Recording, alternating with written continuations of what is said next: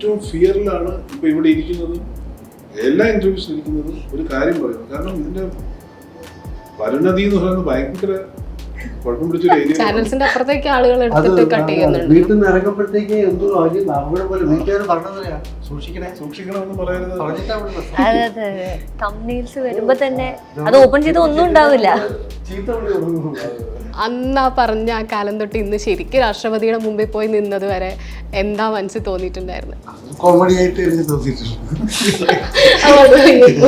ആ ഷോ ഓർക്കുന്നുണ്ടോ? ഇങ്ങനെ പറഞ്ഞ് ഇപ്പൊ എല്ലാരും അങ്ങനെ തമാശക്ക് പറഞ്ഞതാ. കാരണം ആ സമയത്ത് ചെയ്യുന്ന പടങ്ങളൊന്നും ഒരു കാരണവശാലും ഒരു അക്കാഡമിയുടെ മുമ്പിൽ എത്തുന്ന സിനിമകളെ അല്ല. അവരുടെ കോമ്പറ്റീഷൻ ചേർക്കാൻ പറ്റുന്ന സിനിമകളോ ക്യാരക്ടറും അല്ല. ലെഫ്റ്റ് പരാജയപ്പെടുത്തിയതാണ് എന്നുള്ളൊരു സ്റ്റേറ്റ്മെന്റിനോട് യോജിക്കുന്നുണ്ടോ? അല്ല, ഒരുപാട് ഒരു സെക്ഷന് അപ്പുറത്തേക്കുള്ള തിയേറ്ററുകളിൽ ആദ്യത്തെ ദിവസം തന്നെ അത് ഫുൾ ഔട്ട് ആണ് തിയേറ്റേഴ്സ്. അതിന് പിന്നിൽ ഫോഴ്സസ് വർക്ക് ചെയ്തിട്ടുണ്ടെന്നുള്ളത് ശരിയല്ല. പക്ഷെ ഞാനൊരു ആരോപണം ഉന്നയിക്കാൻ തയ്യാറാണ്.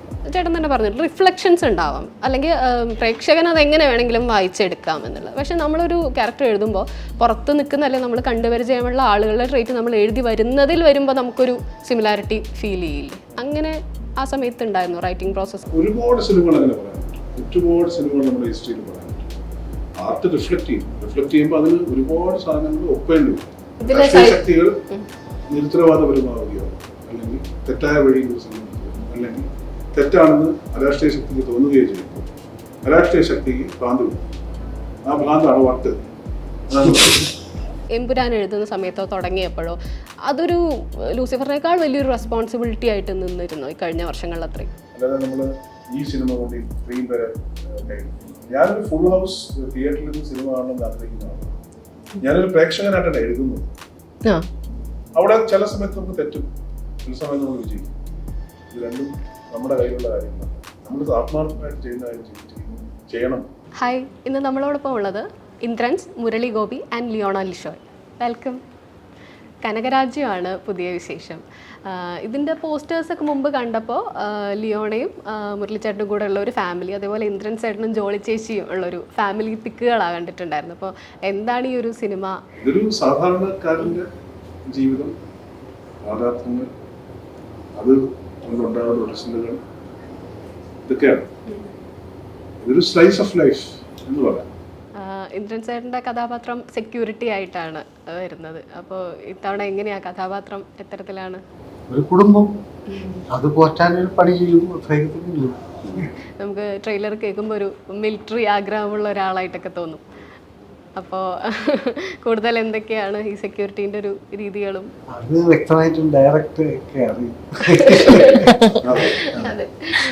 ലിയോണ വീട്ടമ്മയായിട്ട്, അതൊരു നാടൻ വീട്ടമ്മയായിട്ട് എത്തുന്നത് അല്ലേ? ആദ്യമായിട്ടല്ലേ അങ്ങനെ ഒരു റോൾ? ആദ്യമായിട്ടാണ്.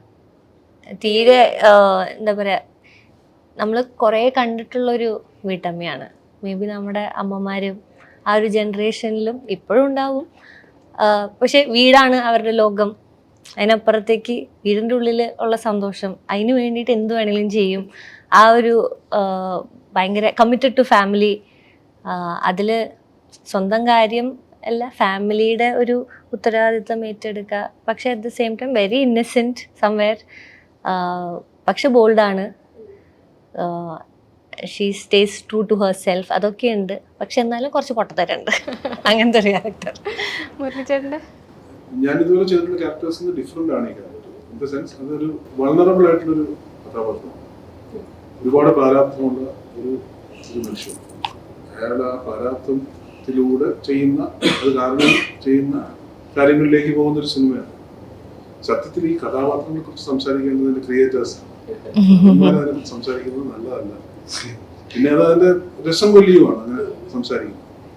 പക്ഷെ ഇതുപോലെ ചെയ്തിട്ടുള്ള ക്യാരക്ടേഴ്സിൽ നിന്ന് ഞാൻ ഒരു വെറൈറ്റി സ്ട്രൈക്ക് ചെയ്യാനാണ് നോക്കിയിട്ടുള്ളത് എൻ്റെ കരിയറിൽ. അപ്പോൾ ഇതാദ്യം സാഗരം എന്ന് പറയുമ്പോഴും ഇതിൽ ഏറ്റവും എനിക്ക് അപ്പീൽ ചെയ്യുന്നത് ഇത് വളരെ നൈസർഗികമായിട്ടുള്ളൊരു തോട്ടാണ്.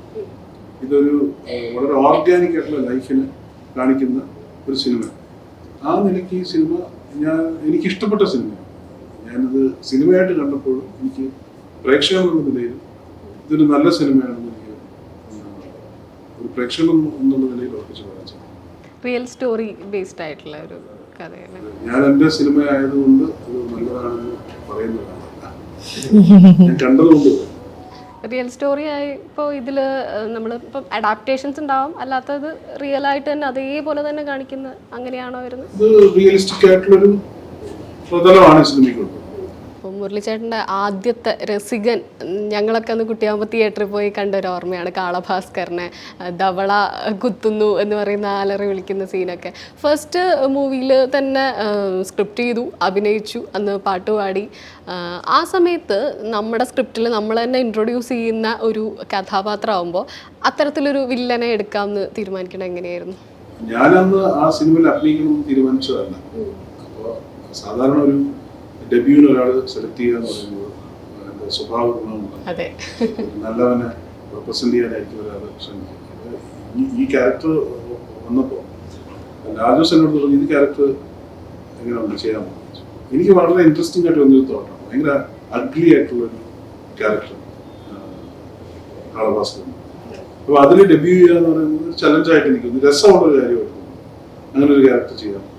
ചെറിയൊരു ക്യാരക്ടറാണ്, പക്ഷെ ഉള്ളതെങ്കിലും ആ ക്യാരക്ടറിന് റെഫറൻസ് സിനിമയിൽ. അങ്ങനൊരു കഥാപാത്രം ചെയ്തുകൊണ്ട് തുടങ്ങുക എന്ന് പറയുന്നത് രസമുള്ള കാര്യമായിരുന്നു. അങ്ങനെ ചെയ്തത്. രസികന്റെ സ്ക്രിപ്റ്റ് എഴുതാൻ ലാൽ ജോസുമായി അസോസിയേറ്റ് ചെയ്യുന്നത് എങ്ങനെയാണ് ആ തീരുമാനത്തിലേക്ക്? ലാൽ ജോസിനെ ഞാൻ ഹിന്ദുവിൽ ജേർണലിസ്റ്റ് ആയിരുന്ന സമയത്ത് ഇന്റർവ്യൂസ് ചെയ്തിട്ടുണ്ട്. ഈ ഇന്റർവ്യൂസിന്റെ ഭാഗമായിട്ട് അടുത്തറിയാൻ ഒരു സുഹൃത്തായി മാറുകയും ഞങ്ങൾ ഒരുപാട് സിനിമാ ചർച്ചകൾ ചെയ്യുകയും ഒക്കെ എന്നോട് ആവശ്യപ്പെടുകയായിരുന്നു സ്ക്രിപ്റ്റ് എഴുതിയത്. ഞാൻ അതിനിപ്പോൾ കഥകൾ എഴുതിയിട്ടുണ്ട്, എൻ്റെ സമാഹാരം എഴുതിയിട്ടുണ്ട്.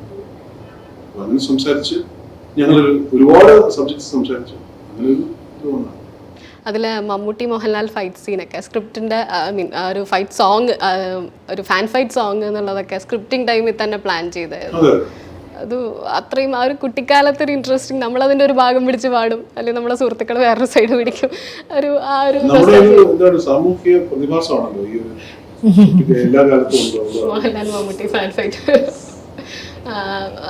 എല്ലാ കാലത്തും ഉണ്ട്. ഒരു കാലത്ത് സത്യൻ മാഷ്, നസീർ സാറ്, പിന്നെ നസീർ സാറ്, ജയൻ എന്ന് പറയുന്ന സാറ്, പിന്നെ ഈ ദ്വന്ദ്വങ്ങൾ എല്ലാ കാലത്തുണ്ട്. അപ്പൊ ഈ അതൊരു സാമൂഹ്യ ചരിത്രത്തിന്റെ ഭാഗമാണ് ഈ ഒരു തർക്കം. അല്ലെങ്കിൽ അതൊന്നും ഡെപ്യൂട്ട് ചെയ്യണമെന്നില്ല. ഇന്ദ്രൻ ചേട്ടാ, ഈ ഇടയ്ക്ക് ഇന്ദ്രൻ ചേട്ടൻ്റെ വൈറലായിട്ടുള്ള 2 വീഡിയോസ്, അതിൽ ഒന്നാമത്തത് പണ്ട് ഒരു സ്റ്റേജിൽ എന്ന് പറയുന്നുണ്ട്, നാഷണൽ അവാർഡ് എനിക്ക് കയ്യിൽ നിന്ന് പോയി, പക്ഷെ ഞാനത് ശ്രമിച്ചെടുക്കും, അന്ന് എല്ലാവരും ചിരിക്കുന്നതായിരുന്നു, അതൊരു കോമഡി എന്തോ ആയിട്ടാണെന്ന് സംസാരിച്ചത്. ഇപ്പോൾ അതെല്ലാം മിക്സ് ചെയ്തിട്ട് നാഷണൽ അവാർഡ് വാങ്ങാൻ പോയതും കൂടെ ചേർത്ത് വീഡിയോ ആക്കി ആൾക്കാർ ഇറക്കുന്നുണ്ട്. അന്ന് ആ പറഞ്ഞ ആ കാലം തൊട്ട് ഇന്ന് ശരിക്കും രാഷ്ട്രപതിയുടെ മുമ്പിൽ പോയി നിന്നത് വരെ എന്താ മനസ്സിൽ തോന്നിയിട്ടുണ്ടായിരുന്നു? കോമഡി ആയിട്ട് എനിക്ക് തോന്നിയിട്ടുണ്ട്. ഇത്രയും കാലത്തൊരു യാത്രേനെ എങ്ങനെയാ മനസ്സിൽ എന്താ ഫീൽ ചെയ്യാ? ഒരു ഉദ്ദേശം വെച്ച് യാത്ര തന്നെയല്ലേ. അപ്പൊ അവിടത്തേക്കുള്ള യാത്ര അത് ഒരിടത്തും എത്തിയിട്ടില്ല. എല്ലാ രീതിയിലും അധികാരം എന്ന് പറയുന്ന ആളാണ് പറയുന്നില്ല എന്നുള്ളത് മാത്രമേ. എല്ലാ മേഖലയും ഏതൊക്കെ സ്ഥലങ്ങളിലാണ് വർക്ക് ചെയ്തിട്ടുള്ളത്.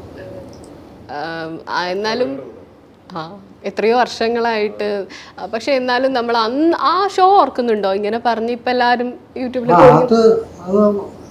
അങ്ങനെ തമാശക്ക് പറഞ്ഞതാ. കാരണം ആ സമയത്ത് ചെയ്യുന്ന പടങ്ങളൊന്നും ഒരു കാരണവശാലും ഒരു അക്കാഡമിയുടെ മുമ്പിൽ എത്തുന്ന സിനിമകളെ അല്ല.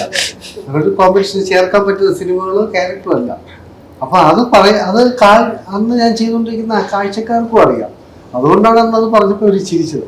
ആ കാലത്ത് എപ്പോഴേലും മനസ്സിലാവർത്തിരുന്നോ? ശരിക്കും ആത്മാർത്ഥമായിട്ട് അത് തമാശക്ക് പറഞ്ഞാണെങ്കിൽ? ഇല്ല, കൊതിയുണ്ട്. എല്ലാവർക്കും ഒരു സമ്മാനം ഓർഡർ മുമ്പിലെത്തണം, സമ്മാനം കിട്ടണമെന്നേ.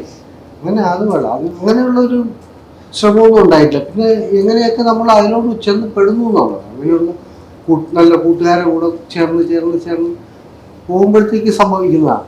രണ്ടാമത് വൈറലായത് ജലധാര പംസെറ്റിലെ ഉർവശി ചേച്ചി ഒരു തൂണ് ചാരി നിൽക്കുന്ന ഇപ്പുറത്ത് ഇന്ദ്രൻ ചേട്ടൻ വിശക്കുന്നുണ്ടോ എന്ന് ചോദിക്കുമ്പോൾ കുമ്പളപ്പം ഉണ്ട് എന്ന് പറയുന്നത്. ആ സീൻ ഓർക്കണുണ്ടോ? ഉർവശി ചേച്ചി പടത്തിലുള്ളതല്ല, പടത്തിൽ അത്രയും നല്ല സീനൊന്നുമില്ല. അത് രസമായിട്ട് വന്നു. ഇപ്പോഴും അത് ട്രെൻഡിങ് ആയി ഓടുന്ന ഒരു സീനാണ്. അത് എടുക്കുന്ന ഒരു ഓർമ്മ എങ്ങനെയാ? ഇല്ല, ഞങ്ങൾ ചുമ്മാ അങ്ങനെ വന്നിട്ട് എന്തോ ഇതിന് ക്യാമറ വെച്ചിട്ട് എന്തെങ്കിലും ഇതിന് വേണ്ടിയിട്ടൊന്ന് പോയപ്പോഴത്തേക്ക് ചേച്ചി എന്തോ ചോദിച്ചു, ഞാൻ മറുപടി പോലെ അങ്ങനെ ചെയ്യില്ല. പക്ഷെ അത് ഇത്രയും ശ്രദ്ധിക്കപ്പെടും. ലിയോണേനെ നമ്മളൊക്കെ സമീറയായിട്ട് തന്നെയാണ് ഓർക്കുന്നത്. ഇപ്പോഴും ഒരുപാട് ക്യാരക്ടേഴ്സ് ചെയ്തിട്ടുണ്ടെങ്കിലും പെട്ടെന്ന് കുറേ ട്രോളിൽ നിറഞ്ഞു നിൽക്കുന്നതുകൊണ്ടായിരിക്കണം അല്ലേ സമീറയുടെ ആ ഒരു അടി കിട്ടുന്നതായാലും എയർപോർട്ടിലെ സീന് ഒരുപാട് മീംസിൽ വരുന്ന അത് ചെയ്യുന്ന സമയത്ത് അത് വളരെ സീരിയസ് ആയിട്ട് തന്നെയായിരുന്നു അതിന് അപ്രോച്ച്. അല്ലെങ്കിൽ എപ്പോഴും സെറ്റിലൊക്കെ ഇതിനൊരു ഈ പറഞ്ഞൊരു തമാശ സ്വഭാവം ഉണ്ടായിരുന്നോ അത് ചെയ്യുമ്പോൾ? ഇങ്ങനെ പ്രേക്ഷകർ സ്വീകരിക്കുന്നതോ? ഇല്ല, അഭിനയിക്കുമ്പോൾ പൊതുവെ സീരിയസ് ആയിട്ട് തന്നെയാണ് ചെയ്യല്. പക്ഷെ അടിക്കുന്ന സീനൊക്കെ പെട്ടെന്ന് എടുത്തു തീർത്ത സീൻസ് ആയിരുന്നു. ഈവൻ എയർപോർട്ട് സീനായാലും വി ജസ്റ്റ് ഹാഡ് ശരിക്കും എയർപോർട്ടിലാണ് ചെയ്യണേ. അപ്പോൾ അരമണിക്കൂറിൽ ഷൂട്ട് തീർക്കണം, സിങ് സൗണ്ട് ആണ്. അപ്പോൾ നമ്മൾ ആ സമയത്ത് കോമഡി അടിക്കാൻ നിൽക്കില്ലല്ലോ, നമ്മൾ പെട്ടെന്ന് ഇതെങ്ങനെയാ വർക്കൗട്ട് ചെയ്തെടുക്കാൻ. കുറേ സ്ക്രിപ്റ്റഡ് ഡയലോഗ്സ് ആയിരുന്നില്ല. അപ്പോൾ കുറേ പോയിന്റ്സ് എൻ്റെ അടുത്ത് പറഞ്ഞിട്ടുണ്ട്. ഞാനത് ആലോചിച്ച് അങ്ങനെ വേഗം ചെയ്ത് തീർത്തതാ. സോ എക്സ്പെക്ട് ചെയ്തിരുന്നതിന് ഇങ്ങനൊരു ടൈപ്പിൽ ആളുകൾ കൊണ്ടുപോകും. അത് മാനതി as a movie itself അങ്ങനെ സീരിയസ് ഒരു ടോപ്പിക് ഭയങ്കര സിനിമ കണ്ടപ്പോഴാണ് ഇതായിരുന്നു സംഭവം, ഇതായിരുന്നു എടുത്തേ എന്ന് തോന്നിയ ഒരു സിനിമയാണ്. മുമ്പ് ഫാദർ ഭരത് ഗോപി സാറിൻ്റെ കൂടെ ഉള്ളൊരു ഇൻ്റർവ്യൂവിൽ സംസാരിച്ച സമയത്ത് സാർ പറഞ്ഞിട്ടുണ്ട്, എൻ്റെ മകന് ഭാഗ്യവശാൽ ഒരു സിനിമയുടെ യഥാർത്ഥ കഥാരൂപം ഉണ്ടാക്കാനുള്ള കഴിവ് കിട്ടിയിട്ടുണ്ട്, ഒരു ഭാഗ്യം എന്നുള്ള രീതിയിൽ. അന്ന് അച്ഛൻ്റെ കൂടെ പ്ലാൻ ചെയ്തിരുന്നില്ലേ ഒരു സംവിധാനവും സ്ക്രിപ്റ്റും? അത് പിന്നീട് അതിന് ആലോചനകൾ അച്ഛന് വേണ്ടി അത് പ്രൊസീഡ് ചെയ്തിരുന്നു അതിന്റെ പ്രൊസീഡ് ചെയ്തിരുന്നു. ആ സമയത്താണ് അച്ഛന് രണ്ടാമത്തെ കാർഡിയാക് അറസ്റ്റ്. അത് എൻ്റെ ഉണ്ട്. പക്ഷെ സ്വയം സംവിധാനവും ആലോചിക്കില്ല. ഞാനൊക്കെ തിയേറ്ററിൽ സാറിനെ കാണുന്നത് രസതന്ത്രമാണ്. ഞാൻ ഫസ്റ്റ് തിയേറ്ററിൽ പുള്ളിയെ കാണുന്നതാണ്. നമ്മൾ ടി വിയിൽ കണ്ടിട്ടുണ്ടെങ്കിൽ കൂടി ആ ഒരു കാലത്തുണ്ടല്ലോ, ഇപ്പോൾ ഈ രസതന്ത്രമൊക്കെ ആകുമ്പോൾ തന്നെ നമുക്കറിയാം 2005 ആ ഒരു സമയം എന്തുവാണ്. അപ്പോൾ ഇത്രയും വർഷങ്ങളായിട്ട് ചെയ്തിട്ട് ആ സമയത്തൊക്കെയും പുള്ളിയുടെ ഒരു സിനിമയോടുള്ള ഒരു പാഷൻ നേരിട്ട് കണ്ട ഒരാളായിരിക്കുമല്ലോ. എങ്ങനെയായിരിക്കും അത് ഓർത്തെടുക്കണം? അച്ഛൻ ശരിക്കുള്ള അച്ഛൻ്റെ ആക്ടിംഗ് കരിയർ എന്ന് പറയുന്നത് 1986 വരെയാണ്. അച്ഛന് പക്ഷാഘാതം വരുന്നതല്ല. അതുപോലെ ഒരു ഫെബ്രുവരിയിലാണ് അത് സംഭവിച്ചത്. അപ്പോൾ അതിനു മുമ്പുള്ള ആക്ടിംഗ് കരിയർ രണ്ടാമത് ചെയ്യുന്ന അച്ഛൻ എപ്പോഴും പറയും, എൻ്റെ 2% അഭിനയിക്കാൻ പോകുന്നത്, എൻ്റെ ഒരു വശമില്ല. പിന്നെ വോയിസ് മോഡുലേഷൻ എഫക്റ്റഡായി, കണ്ണ് എൻ്റെ ഇടത് കണ്ണ് ഡെല്ലായി. അപ്പോൾ 2% അഭിനയിച്ചിട്ട് വരാമെന്നാണ് പറയുന്നത്. പിന്നെയുള്ള അഭിനയത്തിൽ അതൊരു ലെഷർലി ട്രിപ്പായിട്ടാണ് അച്ഛൻ കരുതുന്നത്. പക്ഷെ എന്ന് പറയുന്ന ഒരു ആത്മബലം കൊണ്ടാണ് പിന്നെയുള്ള വർഷങ്ങൾ ജീവിച്ചത്. ഫാദർ ഇൻഡസ്ട്രിയിലുള്ളത് കൊണ്ടേ ഈ ത്രൂ ഔട്ട് കരിയറിൽ എപ്പോഴെങ്കിലും ഒരു ഗൈഡൻസോ അല്ലെങ്കിൽ എന്തെങ്കിലുമൊക്കെ അങ്ങനെ പറഞ്ഞു തരാറുണ്ടോ? ഗൈഡൻസ് എന്ന് പറഞ്ഞാൽ അച്ഛൻ ജനറലി, ഞാൻ മിണ്ടീനും പറഞ്ഞതിന് അച്ഛനെ വിളിക്കുന്ന ആളാണ്, അത് കാരണം എല്ലാത്തിനും ഗൈഡൻസ് കിട്ടാറുണ്ട്. പക്ഷെ ആക്ടിങ് ഇതിൽ അങ്ങനെ ഹി ജസ്റ്റ് ലീവ്സ് മീ, നീ എന്താ വെച്ചാൽ ചെയ്തോ എന്നുള്ള ഒരു ഇതിലാണ്. അപ്പം ഞാനാണ് കുറച്ചും കൂടി ഇതിനെക്കുറിച്ച് പഠിക്കാനും എക്സ്പ്ലോർ ചെയ്യാനും ഈ വർക്ക്ഷോപ്സ് അറ്റൻഡ് ചെയ്യുക അങ്ങനെയൊക്കെ.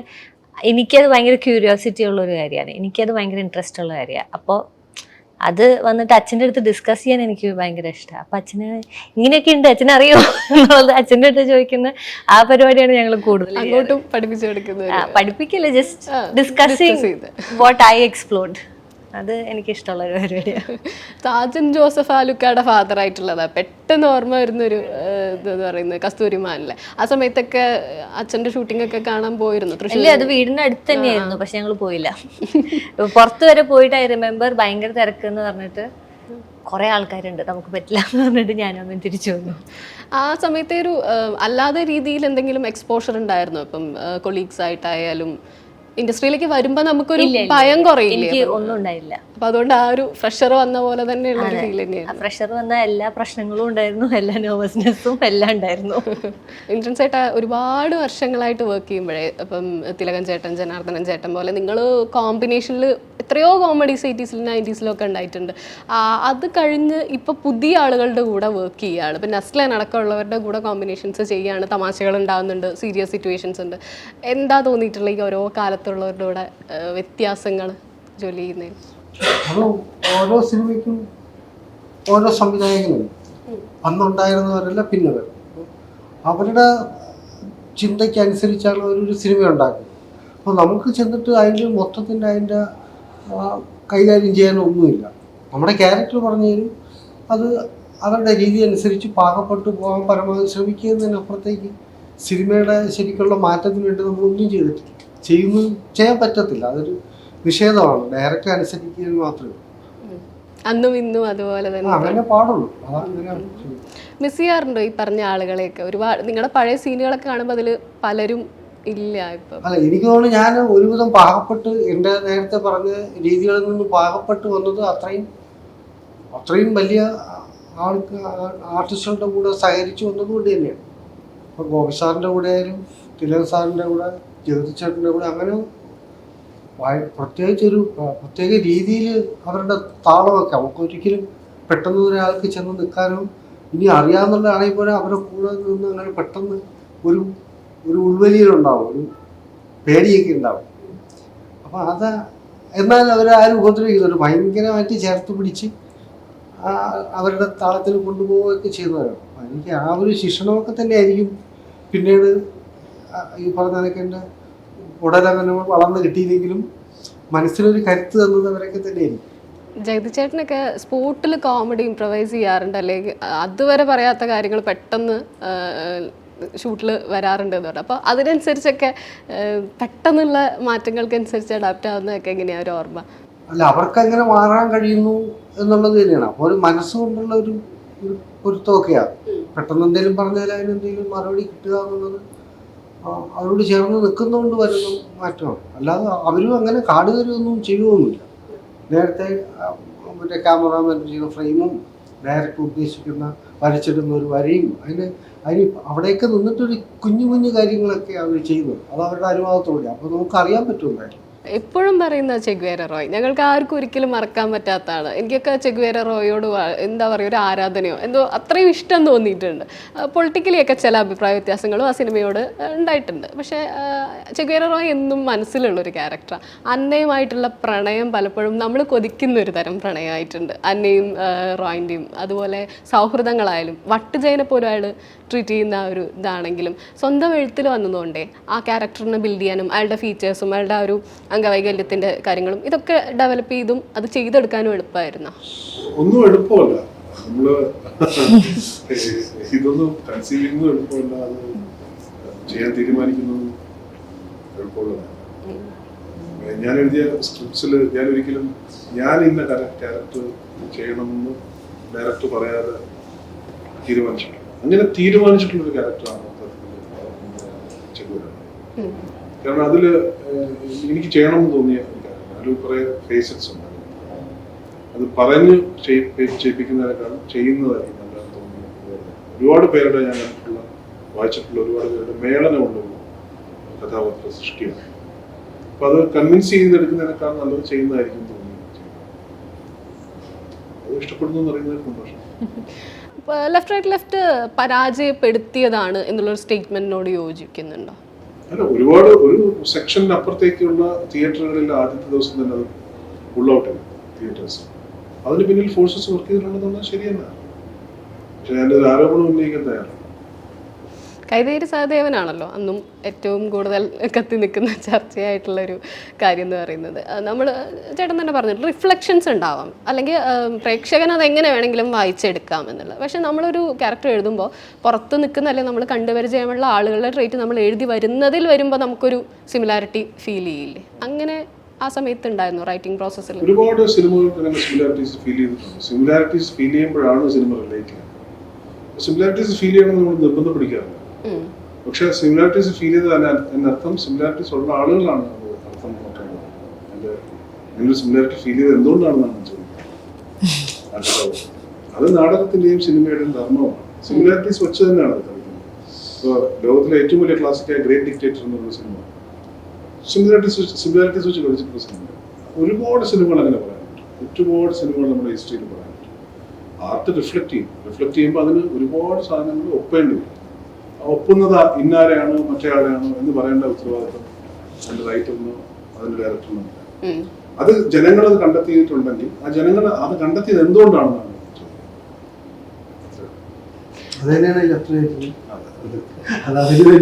അത് തീരുമാനിക്കട്ടെ. ആരാണ് അവരാണോ അവര് മറ്റവരാണോ അത് തീരുമാനിക്കേണ്ടത് അവരാണ്.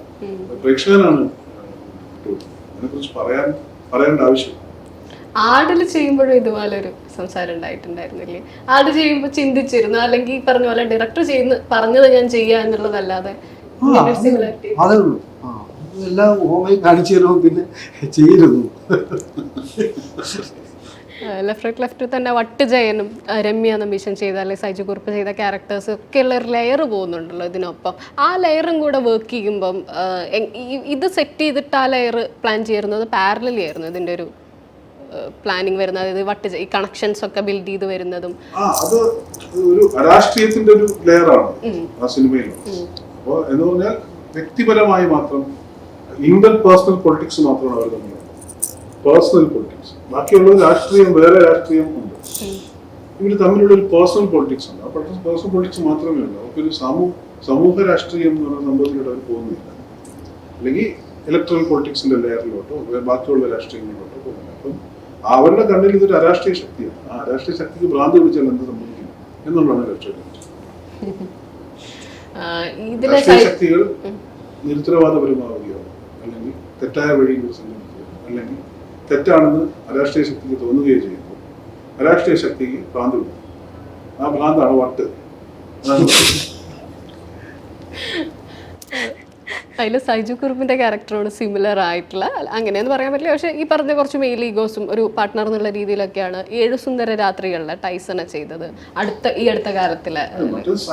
അതെ അതെ, ഇത് അത്രയല്ല, പക്ഷെ നമ്മൾ എഴുതിയ ഒരു കഥാപാത്രം. അതെ അതെ, ഈ അടുത്ത കാലത്തിലാണെങ്കിൽ പിന്നെ വേറൊരു കഥാപാത്രമായിരുന്നല്ലോ. അപ്പോൾ നമ്മൾ എഴുതിയതല്ലാത്ത കഥാപാത്രങ്ങളും എഴുതിയതും ഉണ്ട്. ഇത് രണ്ടും ചെയ്യുന്ന സമയത്ത് വ്യത്യസ്തമാക്കാൻ എന്തെങ്കിലും ആലോചിക്കും? പറഞ്ഞ ചില കഥാപാത്രം തന്നെ പറഞ്ഞു തരുന്നതാണ് നമ്മൾ ചെയ്യുന്നത്. കഥാപാത്രവും അതിന്റെ സൃഷ്ടാക്കളും പറഞ്ഞു തരുമല്ലോ. കഥാപാത്രം സ്ക്രിപ്റ്റ് ഏറ്റവും നന്നായിട്ട് വായിക്കുമ്പോൾ കഥാപാത്രം നമ്മളോട് ഒരു വ്യക്തി പോലെ സംസാരിക്കും. ആ വ്യക്തിയെ നമ്മൾ മനസ്സിലാക്കുക എന്നുള്ളത്. അപ്പൊ അത് എന്തായാലും വ്യത്യസ്തത വരുത്താനൊരു ശ്രമം ഒരു ആക്ടർ നടത്താൻ പറ്റും. കഥാപാത്രം വ്യത്യസ്തതകൾ കൊണ്ടുവരും. അത് നമ്മൾ അതിന് സ്വാംശീകരിക്കുക എന്നുള്ളത് മാത്രമേ. നമ്മുടെ ഇപ്പം ലുക്കിലൊക്കെ വരുന്ന മാറ്റങ്ങളുണ്ടല്ലോ, അതിലൊരു ഇൻപുട്ട് ഉണ്ടാവാറുണ്ടോ? നമ്മൾ വായിച്ചു കഴിയുമ്പോൾ നമുക്ക് തന്നെ തോന്നും ഇത് ഇങ്ങനെ ഒരു ലുക്ക് ചിലപ്പോൾ വർക്ക് ചെയ്യാം. അത് നമ്മൾ സജഷനായിട്ട് കൊടുക്കുക. ദൃശ്യത്തിലെ പോലീസിനൊക്കെ ആണെങ്കിൽ അത് പ്യൂർലി ആക്ടർ ആയിരിക്കുമ്പോൾ ഞാൻ ഒരിക്കലും അതിന്റെ ബാക്കിയുള്ള സജഷൻ ഞാൻ വളരെ ഒപ്പീനിയൻ ആയിട്ടുള്ള കാര്യമാണ്. ഞാൻ ജസ്റ്റ് ആസ്ക്, എന്റെ സജഷൻസ് ചോദിക്കും, എന്റെ ഇംപ്രൂവൈസേഷൻസ് ഞാൻ സംസാരിക്കും. ഞാനിങ്ങനെ ചെയ്തോട്ടെ, ഇങ്ങനെ ചെയ്തോട്ടെ, അവരുടെ ഇതാണ്. അത് വേണമോ വേണ്ടയോ തീരുമാനിക്കും. ഒരു അസുഖത്തിൻ്റെ കാര്യങ്ങളൊക്കെ സംസാരിച്ചപ്പോഴേ അത് പലപ്പോഴും ആ ഇൻ്റർവ്യൂവിൻ്റെ അപ്പുറത്തേക്ക് പലതിൻ്റെയും തംബ്നെയിലുകളായും വീഡിയോകളായും ഒക്കെ പല രീതിയിലാണ് നമ്മൾ എന്ത് കാര്യം പറയുമ്പോഴും അങ്ങനെ സ്പ്രെഡ് ആവുന്നൊരു അവസ്ഥയുണ്ടല്ലോ. അപ്പോൾ എങ്ങനെയാണ് അതിനെടുക്കുന്നത്? നമ്മൾ പറഞ്ഞ കാര്യങ്ങളെ വളച്ചൊടിച്ചും. ഈ വളച്ചൊടിച്ചതൊന്നും ഞാൻ അറിഞ്ഞിട്ടില്ല കേട്ടോ. ഞാൻ ആ ലോകത്ത് I'm very like alien. എനിക്ക് I'm the last person to know ഈ വളച്ചൊടിച്ച ന്യൂസ്. അല്ലെങ്കിൽ ഒരു പറഞ്ഞ പോലെ തംബ്നെയിലൊക്കെ ഒരു ഹൈലൈറ്റ് ചെയ്ത് വേറൊരു രീതിയിലൊക്കെ പറയുന്ന ഇന്റർവ്യൂ കൊടുക്കുന്നതിൽ ഏറ്റവും വലിയ കുഴപ്പമെന്ന് വെച്ചാൽ ഒരു സെന്റൻസിന്റെ അടുത്ത സെന്റൻസും കൂടെ ചേരുമ്പോഴേ ഈ അടുത്ത സെന്റൻസ് മാത്രമാണ് റീൽസ് ആയിട്ട് വരുന്നത്. ഇതൊന്നും ചെയ്യാൻ പറ്റാത്ത അവസ്ഥയാണ്. അപ്പൊ സത്യത്തിൽ ഏറ്റവും ഫിയറിലാണ് ഇപ്പൊ ഇവിടെ ഇരിക്കുന്നത്, എല്ലാ ഇന്റർവ്യൂസിലും ഇരിക്കുന്നതും ഒരു കാര്യം പറയുന്നത്. കാരണം ഇതിന്റെ പരിണതി എന്ന് പറയുന്നത് ഭയങ്കര കുഴപ്പം പിടിച്ചൊരു ഏരിയ. ചാനൽസിന്റെ അപ്പുറത്തേക്ക് ആളുകൾ എടുത്തിട്ട് കട്ട് ചെയ്യുന്നുണ്ട്. വീട്ടിൽ നിന്ന് ഇറങ്ങുമ്പോഴത്തേക്ക് എന്തോ അവിടെ പോലെ വീട്ടുകാർ പറഞ്ഞതറിയാ, സൂക്ഷിക്കണമെന്ന് പറയുന്നത്. അതെ അതെ, തംബ്നെയിൽസ് വരുമ്പോ തന്നെ അത് ഓപ്പൺ ചെയ്ത് ഒന്നും ഉണ്ടാവില്ല. അല്ല, ഒരു ഇന്റർവ്യൂവിന്റെ പല സ്ഥലങ്ങളിൽ പക്ഷെ ഭാഗങ്ങളായിട്ടാണ് തന്നെ ഇന്റർവ്യൂ അല്ല റിപ്പോർട്ട് ചെയ്യും. പണ്ട് ഇന്റർവ്യൂ ആണ് ജേർണലിസ്റ്റിന്റെ എൻഡ്. ഇപ്പൊ ഇന്റർവ്യൂവിന് വെച്ചൊരു ജേർണലിസം, അതില് കണ്ടന്റ് എടുത്ത് വേറെ ആൾക്കാർ ഉപയോഗിക്കുക, അതിൽ ആവശ്യമുള്ളത് മാത്രം എടുക്കുക. ഇപ്പം എല്ലാരും എന്താണ് ഭയങ്കരമായിട്ട് വിഘടിച്ച് നിൽക്കുന്ന ഒരു സമയമാണ്. എല്ലാ സ്ഥലങ്ങളിലും എല്ലാ ലൈൻസും പ്രശ്നമാണ്. എല്ലാവരും തമ്മിലടിക്കാൻ റെഡി ആയിട്ട് നിൽക്കുന്ന ഒരു അവസ്ഥയില്ല. ആളുകൾക്ക് ആ തമ്മിലടിക്കാൻ നിൽക്കുന്ന ആൾക്കാർക്ക് ആഹാരം കൊടുത്തുകൊണ്ടിരിക്കുകയാണ് റീൽസ്. ഈ സിനിമാ വ്യവസായത്തിലെ മുമ്പുള്ളതിനേക്കാൾ അത്തരത്തിലൊരു മത്സരം അല്ലെങ്കിൽ പറഞ്ഞ ഭയങ്കര ഹീറ്ററൊക്കെ സ്പ്രെഡ് ആവുന്ന പോലെ വെച്ചാൽ ഈ പുറമേ നിൽക്കുന്ന സിനിമാ വ്യവസായത്തിനെ വെച്ചുകൊണ്ട് ഈ മാധ്യമത്തിനാണ് അതെടുത്ത് ഉപയോഗിക്കുന്നതൊക്കെ കുറെയാണ്. ഉപയോഗിക്കുന്ന സ്ഥലത്ത് എന്താണ് മുഴുവനായിട്ട് ഉപയോഗിക്കുന്നില്ല എന്നുള്ളതാണ് കുഴപ്പം. അപ്പൊ രണ്ട് വാക്യങ്ങൾ പറഞ്ഞാൽ ഒരു വാക്യം എടുത്ത് ഒരാളും മറ്റേ വാക്യം എടുത്ത് അതിന്റെ എതിരാളി ഉപയോഗിക്കും. അപ്പൊ അത് നമ്മളൊരു സ്പർദ്ധ ഉണ്ടാക്കാനാണ് സഹായിക്കുന്നത്. അതുകൊണ്ടാണ് ഇന്റർവ്യൂസ് ഇപ്പോൾ ഈ പ്രൊമോഷൻസ് എന്ന് പറയുമ്പോൾ തന്നെ ഞാൻ അവരോട് പറയും മിനിമം ഇന്റർവ്യൂസ് തന്നാൽ മതി. കാരണം ഞാൻ ചോദ്യം ചോദിച്ച ഉത്തരം പറയും. പറയുന്നത് ഈ പറഞ്ഞ പോലെ അതിനെ ഡിസെക്ട് ചെയ്ത് മാറ്റാനുള്ള ടെൻഡൻസീസ് ഉണ്ട്. അതുകൊണ്ട് പ്രശ്നമുള്ളത് ഏരിയയാണ്. റാമിലെ റോള് പോലീസ് റോൾ അല്ലേ? റാമിൽ വേറെ അത് 2 പോലീസ് റോളുകൾ വേറെ ചെയ്തിട്ടുണ്ട്. ചതുരം വന്നു, പക്ഷെ അതിന് മുന്നേ കമ്മിറ്റ് ചെയ്തായിരുന്നു. അന്വേഷണം കഴിഞ്ഞിട്ട് ചെയ്തിട്ടുണ്ട്. ആ റാം ലോക്ക്ഡൌണിനൊക്കെ മുന്നേ ചെയ്തതാ. അപ്പൊ അതിലൊരു പോലീസ് റോൾ എങ്ങനെയാ കൂടുതൽ പറയാൻ പറ്റുന്നതാണോ? അതിൽ SP ആയിട്ട് അങ്ങനെ വളരെയധികം പ്രത്യേകതകളൊന്നും എനിക്ക് അറിയില്ല. അത് ഇപ്പം അതിൻ്റെ കഥകൾ കുറേ മാറിയിട്ടുണ്ട്. ഞാൻ ഫസ്റ്റ് ഇനീഷ്യലി വായിച്ച സ്ക്രിപ്റ്റ് അല്ല, അപ്പോൾ കുറേ ഓൾട്രേഷൻസ് വന്നിട്ടുണ്ട്, കുറേ ക്യാരക്ടേഴ്സ് ആഡ് ആയിട്ടുണ്ട്. So I don't know exactly ഞാൻ എവിടെയാണ് ഉണ്ടാവുക എന്നുള്ളത്. പക്ഷേ I remember what we shot ആ സമയത്ത്. പക്ഷെ അതിലെ ഏതൊക്കെ ഭാഗങ്ങൾ ഇപ്പോൾ ഉണ്ടോ എന്നുള്ളത് എനിക്കറിയില്ല. പക്ഷേ I played A very important SP യുടെ ഒരു കഥാപാത്രമായിരുന്നു അതിൽ.